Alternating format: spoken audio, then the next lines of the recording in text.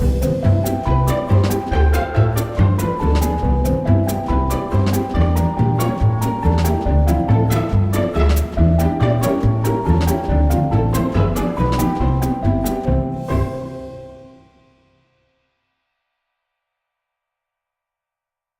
from myScrapbookEvolution.com. Today I'll be sharing a layout and process that I'm creating for Get It Scrapped. We were challenged to use found objects from around the home for our scrapbook layouts. I've chosen to work with cat food can lids today. I've worked with them before, but I decided to share them again with you today because I often get asked about whether or not I worry about cutting my fingers or whether or not these will damage your page protectors. As you can see, I'm handling them here and I'm not having a problem with them cutting my skin. You do want to use your discretion with any type of lid like this. Each one will be different according to the type of can. But honestly, I've never cut my fingers and I've never had any damage to my page protectors. Most of the cans that will probably cause damage, which I don't use, are those used by a can opener. If you use a can opener to open them, they'll have a jagged edge. These are pop tab style cans. They usually have the pop tab attached. And you can use them like I have here. You would gently rock the pop tab back and forth to remove them. But you can also use them with the pop tab still intact. Think of it like using a paper clip to hold your project in place. But for today's layout, I want to use them without the pop tab on them. These kind of provide instant texture and dimension for your layout. They're very lightweight. Some of them have an embossed pattern, which can be interesting. The con to a few of them, this is a soup can lid. Sometimes they're stamped with a date on them. You would need to cover that up if you don't want it to show. You would also need a liquid adhesive, something like Glossy Accents or Zip Dry. These work the best, in my opinion. I've tried several different types of adhesive. Tape runners don't work at all because sometimes these have a coating on the back, a smooth nonstick coating, and you just need something that's designed to hold a heavy metal object, even though they're lightweight, to keep them adhered to the layout. There is the slight disadvantage that because when you're pulling these tabs off of the cans, that they're going to curl a little bit. I do my best to flatten them out with my hands. You do need to take care just in case you are handling one that is a little bit sharper.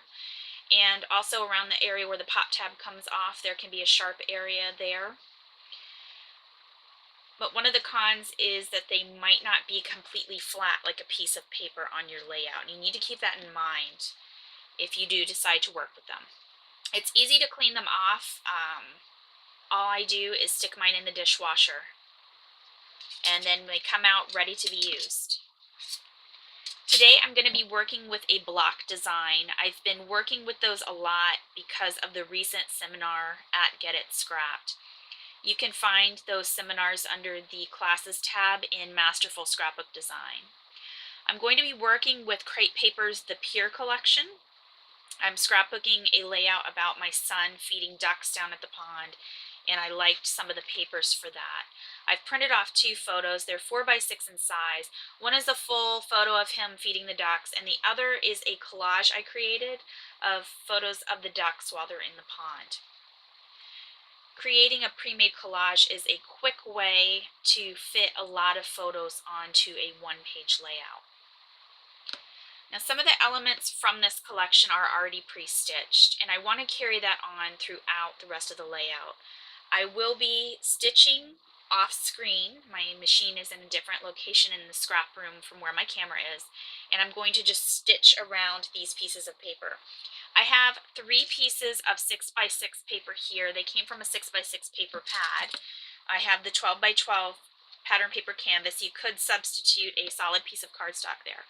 But I just pulled a couple sheets from the pad. I placed them down in a diagonal pattern. I cut one sheet in half and I just slide it in. You could further trim these down if you wanted some other little bits to use later on.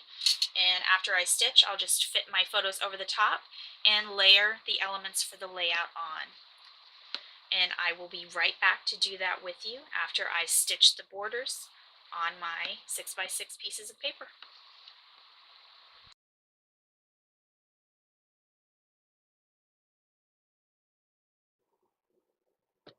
So I've just gotten back from stitching around each of the 6x6 pieces of pattern paper. Remember, I wanted to carry through the stitch design that is present in the pre-made elements. I've gone ahead and added my photos to the layout, and now I'm going to add the embellishments and the title. I'm going to use 2 of the pop tab lids, and I'm also going to use another found item. This is a leftover piece of cork that I've stamped a clock face onto. It was part of a cork board that hung up to hold assignments for my son, and the board wore out. So I salvaged some of the whole pieces of the cork, and this one's kind of thick. It's a little too thick to run through a die cut machine, and I sort of just cut it using a heavy pair of kitchen shears. What I want to do is layer this lid on, and then I'm going to cover up the stamped design from the store. I stamped a expiration date onto the top of this, and then I'm going to add these to it, and then I'm going to have my pop tab down here with this element,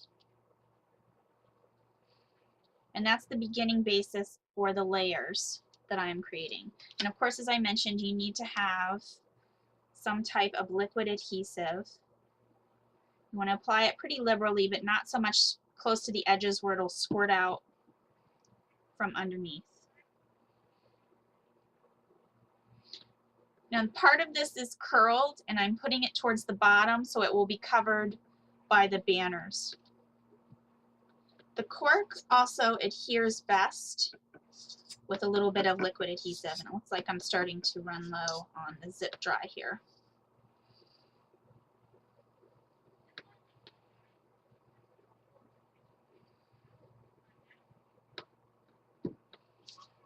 Go ahead and add a little bit of adhesive to the back of this.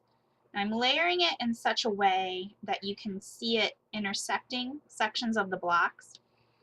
And this doesn't look like a true block design, but this area right here, it just sort of fills in to make a complete block or rectangle shape.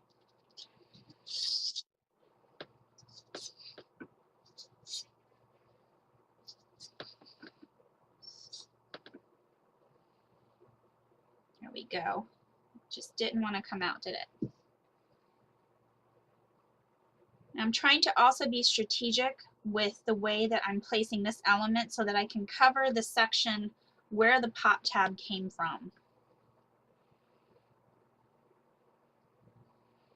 Actually, I'm not going to use that, but I am going to use this. This will cover that pop tab element and add another layer. Before it gets too dry, let me go ahead and slip this underneath here.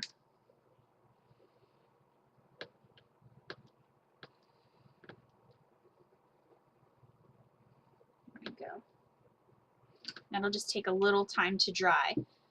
What I'm going to do here is I want to add a few more layers. This was a band of paper from the bottom of a 12 by 12 sheet, and sometimes they have interesting designs on them now. And what I want to do is put this at different angles here.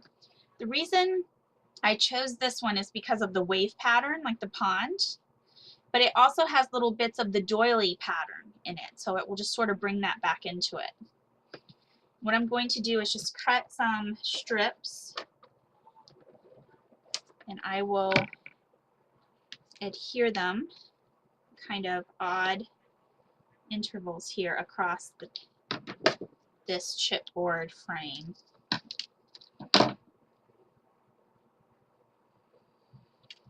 I'm going to do 3 rows. I like to do things in odd numbers because I feel like it's a little more pleasing to the eye.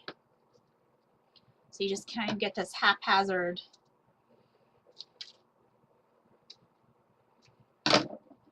design here, but it layers it in over this. So you can see a little bit of the metal shining behind it. It just kind of makes things a little more interesting. Actually, I'm probably going to need to use some more of this liquid adhesive here, the zip dry, to keep the frame attached to the metal lid.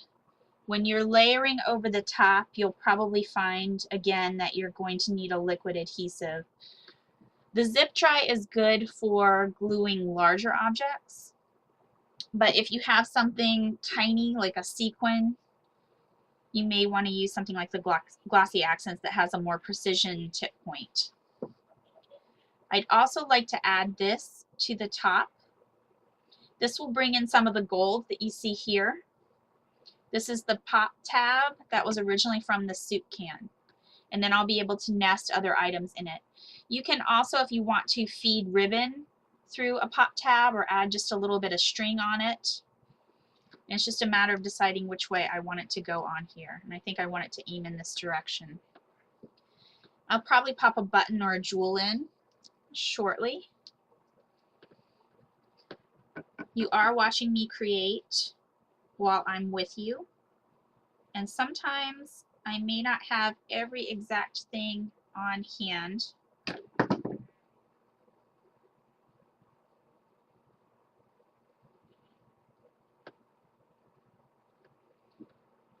we go. I've already made my title. I decided to call this Winter Guest. The ducks that are here in the pond often come and visit us starting in the fall. They fly down and they winter with us. And we go down to the pond and start watching how many come in. So this will be nice to go over the clock face. And the clock face sort of signifies time because it's a different change in the seasons.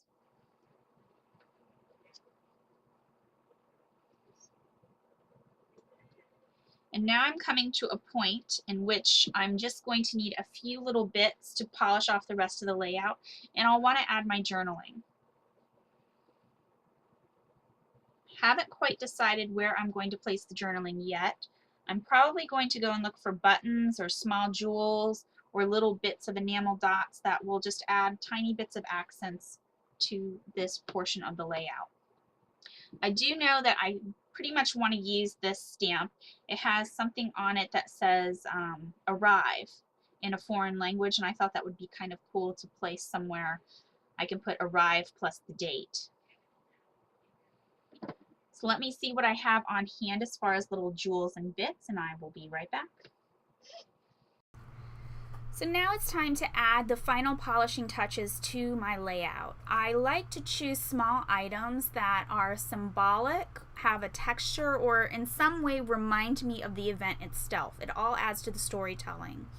I chose to use these little flowers, and I'm going to nestle them inside the pop tab. The flowers remind me of the pond. There's a lot of flowers there. This is a metal flower from Freckled Fawn. It will nestle into the larger hole of the pop tab, and I can layer this small velvet flower from Maya Road in.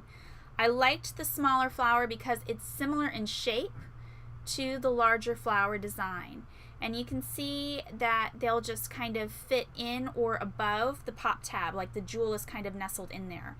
You do need a liquid adhesive, and mine's still a little empty, but you do need a liquid adhesive to get items to stick properly to the pop tab. The liquid adhesive will also allow you to push items around a little bit because it's not quite dry yet. I'm going to add just a little more dimension to it using these enamel dots.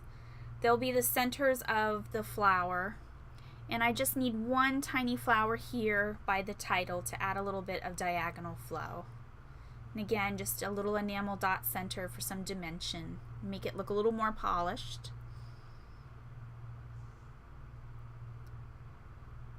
Now I went ahead and stamped the date on this tag and layered it over the chipboard square. This is all about layering items up over the others and creating little clusters on the corners. My journaling is on strips. I like using journaling strips because not only does it use up my scraps, it also allows me to move the strips around until I've decided where they look best to me on the layout.